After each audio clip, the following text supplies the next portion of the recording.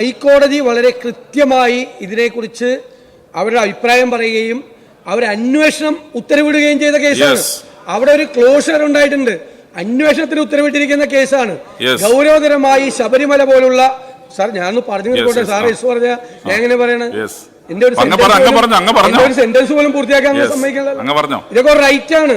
Speaker ഇത് നിഷേധിച്ചാൽ leader of ഒപ്പോസിഷന്റെ right ആണ്.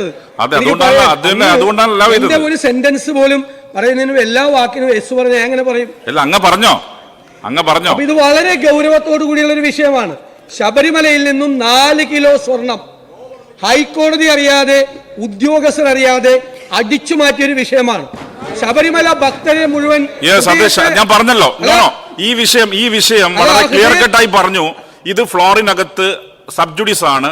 52 close 7 പ്രകാരം പറ്റുന്നതല്ല. ഞാൻ പറഞ്ഞല്ലോ അതിനകത്ത് നിങ്ങൾ പ്രസിഡൻസ് പറഞ്ഞിട്ടുണ്ടാവും ഹൂ വിൽ ബെൽ ദ കാറ്റ് എന്ന് പറഞ്ഞ പോലെ someone has to bell the cat. ഇവിടെ ഈ ചെയർ ബെൽ കാറ്റിന് പൂച്ചക്ക് മണി കെട്ടുകയാണ്. ഇനി പ്രസിഡന്റ് അനുവദിക്കുന്നല്ല. ഗൗരവതരമായി അയ്യപ്പ ഭക്തരെയും വിശ്വാസികളെയും മുഴുവൻ വിഷമത്തിലാക്കിയ ഗുരുതരമായ പ്രശ്നമാണ്. ഗവൺമെന്റ് അവരെ സംരക്ഷിക്കുകയാണ്. ദേവസ്വം ബോർഡ് അവരെ സംരക്ഷിക്കുകയാണ്. ഉത്തരവാദിത്തപ്പെട്ട ആളുകളുടെ പിന്തുണയോടുകൂടി 4 കിലോ സ്വർണം ശബരിമലയിൽ നിന്ന് അടിച്ചു മാറ്റിയിട്ട് ഈ സഭയിൽ ഇത് അനുവദിക്കില്ല എന്ന് പറയുന്നത് വളരെ തെറ്റായ ഒരു കീഴ്വഴക്കമാണ് സാർ. ഞങ്ങൾ അതിൽ പ്രതിഷേധിച്ച് ഞങ്ങൾ വാക്കൗട്ട് ചെയ്യുന്നു.